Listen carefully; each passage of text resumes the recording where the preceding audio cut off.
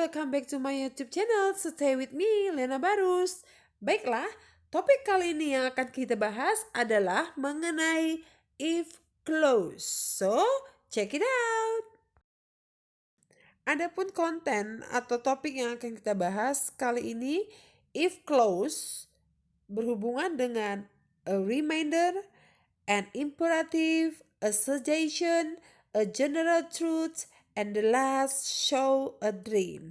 Kita akan membahas 5 poin ini secara jelas dan tuntas. Oke, pertama kita bahas if clause reminder.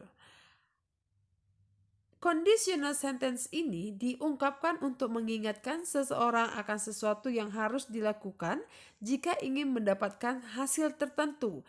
Intinya adalah mengingatkan seseorang. Oke, dan ini termasuk dalam conditional sentences type 1 yang sering digunakan dengan menggunakan simple present. Nah, kita langsung masuk ke rumus. Di sini dapat kamu lihat if plus simple present, subject plus have to, has to, must plus verb 1. Untuk lebih memudahkannya, kita langsung masuk ke dalam contoh. If you want to stay healthy, you must eat organic food. Jika kamu ingin tetap sehat, kamu harus makanan-makanan organik. Di sini sesuai dengan formula atau rumus yang kita bikin di atas. Simple present dapat kita lihat di kalimat itu adalah you want to stay healthy. Berikutnya subject plus must. You must eat organic food. Next, the second example, if she wants to be slim, jika ia ingin langsing, she has to go to a fitness center. Dia harus ke pusat kebugaran. Nah, di sini kata kerja untuk simple present adalah wants. Dan has to diikuti oleh verb 1, yaitu go. Saya harap kamu bisa paham lebih gampang dengan adanya contoh ini. Kedua, kita membahas tentang if clause sebagai imperatif atau perintah. Kalimat pengertian ini digunakan untuk menyuruh seseorang melakukan sesuatu jika dia atau mereka menginginkan terjadi suatu kondisi. Berarti menyuruh, berarti kita merintah. Oke, kita masuk ke formulanya. If plus simple present, verb 1 plus object or adverb. For example, if you want to finish your homework, stop playing mobile games now. Jika ingin menyelesaikan PR-mu, berhenti main game HP sekarang juga. Nah, di sini ada makna imperatif atau menyuruh. Kata di situ adalah stop playing mobile game now.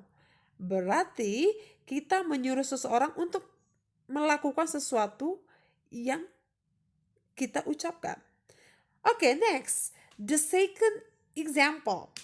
If you want to a good picture, choose a correct setting for the camera. Jika ingin mengambil gambar yang bagus, pilihlah pengaturan yang benar untuk kameranya. Di sini juga sama mengandung makna imperatif atau menyuruh. Di mana letak makna menyuruhnya pada kalimat tersebut? Choose a correct setting for camera. Choose berarti kamu disuruh untuk memilih pengaturan yang benar untuk sebuah kamera itu. Oke, saya harap kamu paham ya mengenai imperatif dengan contoh yang sederhana ini. Next, if clause sebagai suggestion atau saran. Conditional sentence yang satu ini diungkapkan seseorang untuk memberikan saran akan sesuatu yang seharusnya dilakukan jika ingin mendapatkan hasil yang diinginkan. Ingat, intinya di sini adalah saran, memberikan saran. Kita langsung masuk ke dalam formulanya. If plus simple present, subject plus should, had, better, ought to plus verb 1. Di sini ada sarannya ya. Should yang artinya seharusnya, had better lebih baik, ought to seharusnya, dan itu diikuti oleh kata kerja pertama. Berikutnya, if plus simple present tambah why don't plus subject plus verb want. Di sini juga ada mengandung sarannya, yang dimana why don't. Berikutnya kita masuk langsung ke dalam contoh. If you want to get better, you should see a doctor. Jika kamu ingin sembuh lebih cepat, seharusnya kamu ke dokter. Nah, di sini bisa kita lihat seharusnya itu di mana? Yaitu di kata should see a doctor. Ingat, should dia mengandung kata saran.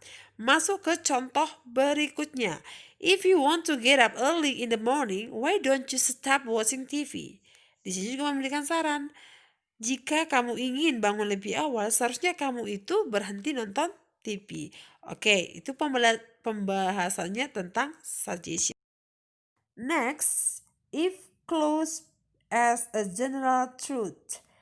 If clause ini untuk mengungkapkan fakta umum atau general truth. Merupakan kalimat penggadaian untuk menyatakan fakta atau kebenaran yang diterima secara umum.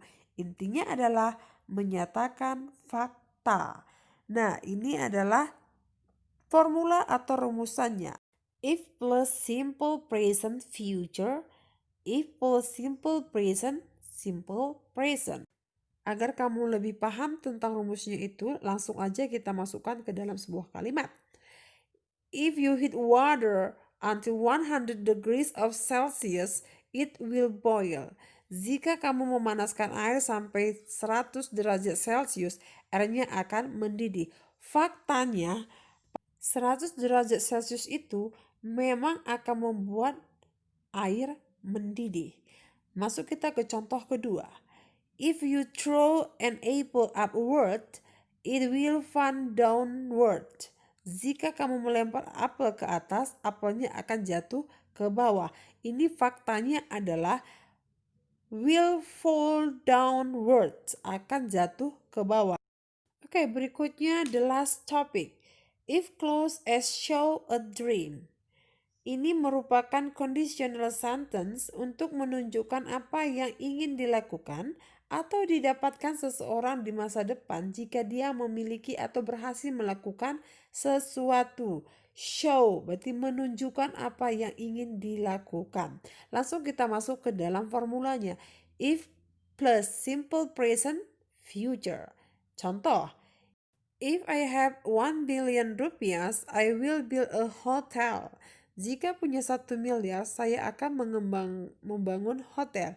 Di mana show dreamnya? I will build a hotel. Saya akan membangun hotel jika saya punya 1 miliar. Oke, the second example. If I graduate from high school, I will continue my study to Japan. Jika lulus SMA, aku akan kuliah di Jepang. Di mana show dreamnya? I will continue my study to Japan. Oke, saya harap video ini berguna buat kamu dan kamu sudah paham cara penggunaan if clause dan bisa kamu terapkan dalam kehidupan kamu sehari-hari. Dan sampai jumpa di video berikutnya. See you, bye-bye.